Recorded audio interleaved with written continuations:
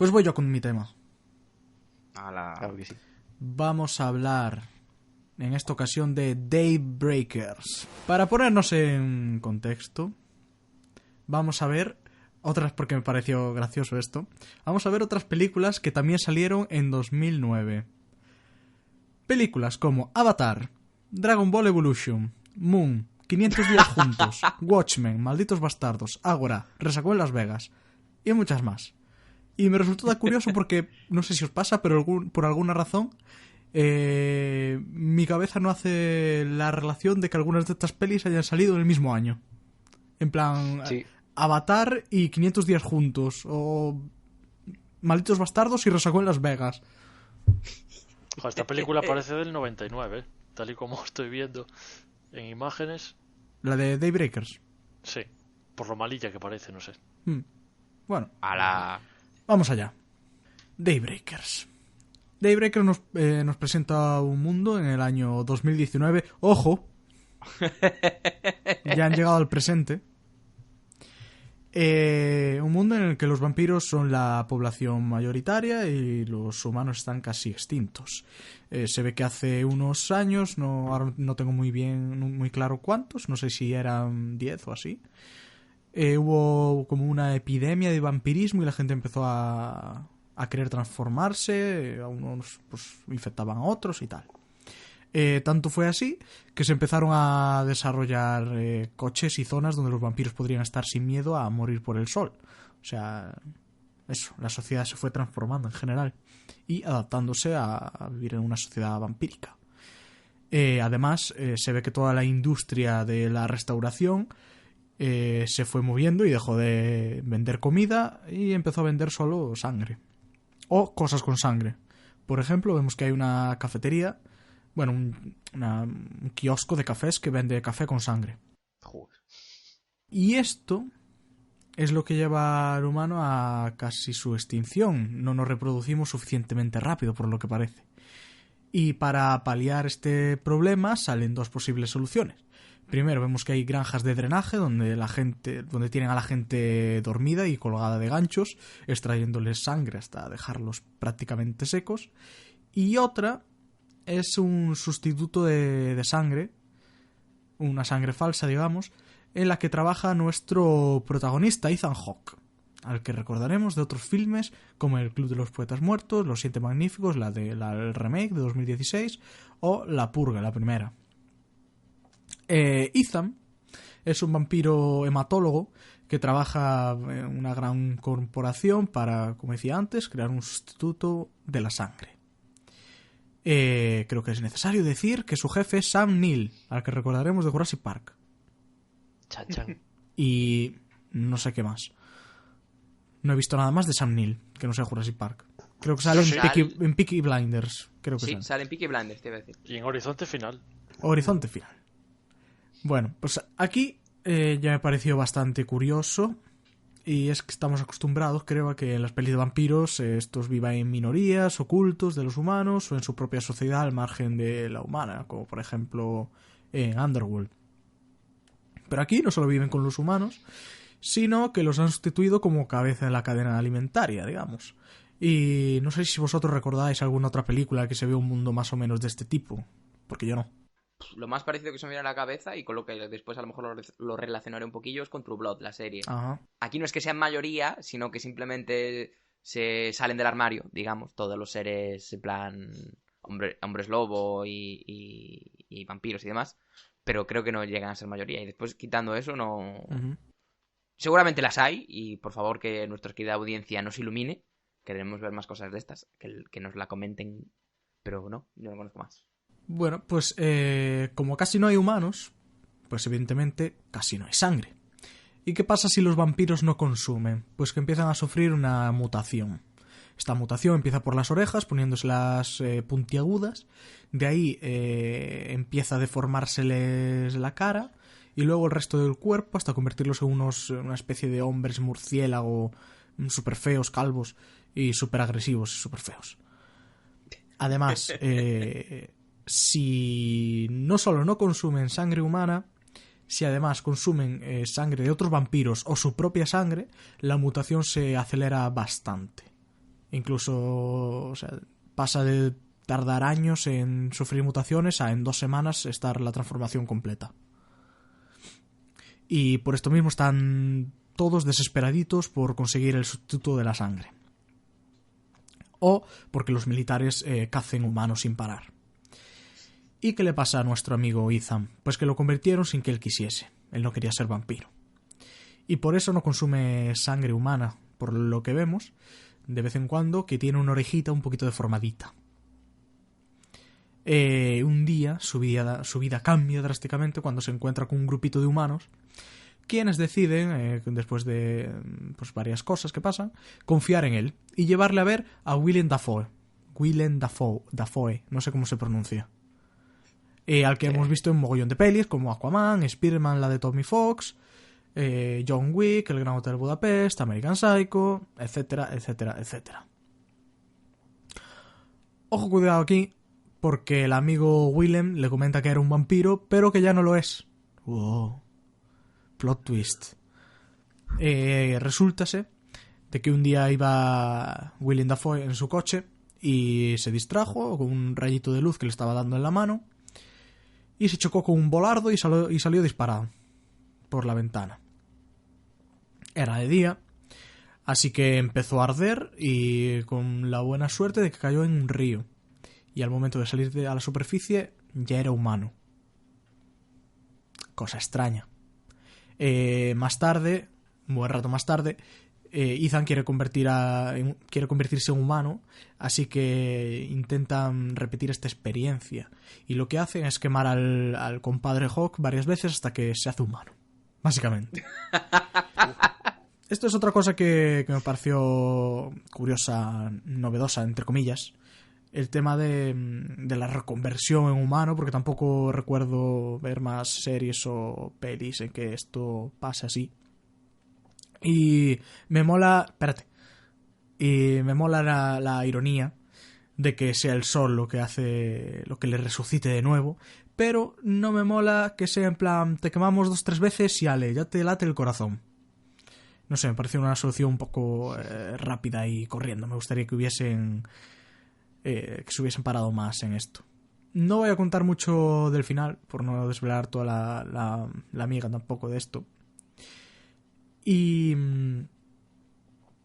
esta película la vi por primera vez en 2010 y por alguna razón me he acordado y he vuelto a ver la película para el podcast. Y no me arrepiento, señoría.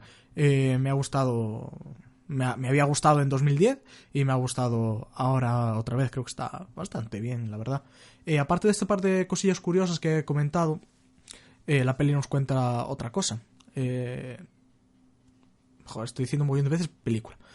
El tema, la película, empieza con una niña vampira suicidándose y nos dejan ver cachitos de su carta de suicidio, donde podemos leer que dice que no le ve sentido a vivir para siempre, a tener una vida eterna, porque nunca va a crecer, siempre va a seguir siendo una niña durante toda la eternidad, y eso. Y más tarde vemos a un grupo de niños fumando y bebiendo, y mi primer pensamiento fue que eran niños, claro, putos niños. Pero luego, claro, me quedé pensando si realmente serían niños. Y no chavales de 15 y 16 años que hace 10 años que tienen 15 y 16 años. Y también vemos a la hija de Sam Neill, que tampoco quería ser vampira, y cuando su padre le obliga a convertirse, esta empieza a alimentarse a sí misma para convertirse en el bicho ese y matar o ser matada, porque es la única forma que le queda de ser libre, digamos.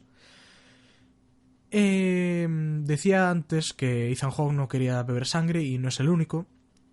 Y hay varios vampiros, por ejemplo, hay un político que está luchando por defender los derechos de los humanos a vivir y a no ser comidos. Y también, sí, esto que digo de... no sé cómo decirlo muy bien, porque tampoco quiero llamarlo la humanidad o no perder la humanidad, pero es un poco así. Es un poco también el tema central de la película. De vampiros que no quieren ser vampiros, que se convirtieron por necesidad o porque los traicionaron, tal. Y ya está, la recomiendo bastante, la verdad, porque es una historia de vampiros diferente, en mi opinión, y más original de lo que estamos acostumbrados. Eso sí, que me puse a ver algunas críticas del momento que salió esta película y no gustaba mucho. Sí, eso es raro. Una- Yo recuerdo que también y no lo entendía, pero bueno. En concreto vi una que decía que era un desastre, que las escenas de acción estaban mal hechas. Si os dais cuenta, en ningún momento he mencionado la acción. Y es que creo que como me ha gustado, he eclipsado todo lo malo que tiene esta película. Y es verdad, no es una película principalmente de acción y no tiene grandes escenas de acción. Tiene, no sé... O sea, no tiene grandes batallas épicas, Ya. finales épicos ni nada así. Entonces... Y eso. Ahora, antes de acabar y hablar un poquito con quien la haya visto, si hay alguien que la ha visto, me gustaría contaros una historieta. A ver. Eras una vez que se era un Emma de 16 o 17 años en 2010 que se abrió un blog que aún está abierto llamado Elonoide No vayas por ahí, no. en Blogspot, donde empezó a escribir sobre películas, animes y cosas. Y me gustaría leeros, después de haber soltado aquí 2 páginas de guión, lo que escribí hace 9 años sobre esta película. Ojito. Empiezo con crítica, 2 puntos, en negrita. Y entre paréntesis pongo, puede contener spoiler. Si no has visto la película, no recomiendo seguir leyendo. De 1 a 10 a esta película, yo le pondría un 8. Porque en cambio que en otras películas de vampiros, como la saga Crepúsculo, entre paréntesis, ya sé que es un libro, respetan los rasgos de los vampiros de toda la vida. No se reflejan, se mueren con el sol, etc. Algo que sí me impresionó bastante en esta película es la cura del vampirismo, que resulta ser el sol. Sí, el sol. Resulta que con la dosis controlada de luz solar, el sol actúa como una corriente eléctrica que hace que el corazón del vampiro vuelva a latir y se vuelva humano. Pero al final hay otra cura, la cual no pienso mencionar, ya que sé que eres un curioso y que has leído esto. XD. Punto XD, para ser exacto. Punto XD. Bien, XD es importante. Antes de que sigas con la película, que acabo de ver una cosa que me ha dejado impresionado con este blog que hacía muchos años que no entraba aquí. Sí. Y es que los 2 últimos artículos que hay son El Elonoide Cierra y El Elonoide Cierra 2. Sí. Separados por 2 días. Y que me encanta porque... lo voy a leer porque para qué no. El Elonoide... miércoles 2 de junio de 2010. El Elonoide Cierra. Es cierto que cerramos el blog, pero abrimos la página web con el mismo nombre, que estará disponible, bla, bla, bla. Y luego, en el siguiente pone, El Elonoide Cierra 2. He decidido no cerrar el blog por las siguientes razones. Es muy trabajoso pasar todas las entradas, poder seguir comentando las entradas que hay. Buenísimo. Hace 10 años también era un vago. Ya. Pues eso. Que esta es Qué mi bueno. crítica, entre comillas. Una crítica de 5 líneas a Daybreakers. Oye. Miedo y También, asco en también. Las Vegas, amigos. Y bueno, dado que encontré el blog y me divertí leyendo las críticas, entre comillas, estoy haciendo comillas con los dedos. Lo vemos. He decidido que de vez en cuando traeré a nuestro podcast algunas de las pelis y animes de los que hablé hace aproximadamente 9 años y los compararemos con lo que escribí cuando tenía 16 años. Que joder, Ay, no sé qué. yo recordaba que escribía mejor con 16 años, no como un niño de 10, pero bueno. Pues imagínate con 10 años como escribíamos. Buah. ¿Quién ha visto esta película? Yo la vi hace tiempo, pero la vi varias veces, de hecho, porque me había molado. Un poco por lo que dices, porque da una visión así de los vampiros, entre comillas, realista. En el sentido de que se ve ahí como muy contemporáneo y tal, pero por otro lado, que sigue siendo los vampiros de siempre, por las características y tal, pero en ambiente ahí moderno, en un futuro posible y tal. Un poco como decía Sergio con respecto a la serie esa. Y no sé, a mí sí que me gustó. Y también me llamó la atención cuando vi las críticas negativas y tal, porque no entendía muy bien qué es lo que quería la gente. No sé, a veces no sabes qué quiere la gente. Y no sé, pero yo la recomiendo que se vea. Está guay. Sí, yo Qué también cosas. la recomiendo. Yo Sobre todo tengo si que- no te ha gustado Crepúsculo. Pues yo tengo que decir que... a ver, la he visto un poco en diagonal, que me estoy haciendo un poco experto en ver las pelis en plan a saltos, porque muchas pelis hay que hablar y poco tiempo. Pero tengo que decir que ya digo, a lo mejor si la veo entera, sentado en el sofá con todo el tiempo del mundo, me cambia un poco la opinión, pero me pareció un poco flojilla por un par de cosillas. Pero, o sea, no quiere decir que sea una mierda, ¿eh? No me malinterpretéis. Pero, número uno, ese etalonaje azul tan de primera década del milenio o sea, no ha envejecido nada bien. Oye, esto no es una crítica de la peli en sí, porque o sea, todas las Ya. pelis de este estilo, Underworld, todas las que quieras, tiran por ahí. Pero ahora me parece que es algo que ha envejecido un poquillo mal, porque es en plan, uy, ¿qué les ha pasado? O sea, ¿se han dejado un filtro de fotografía delante o qué? Y después me parece que esta película pone sobre la mesa un montón de ideas interesantes.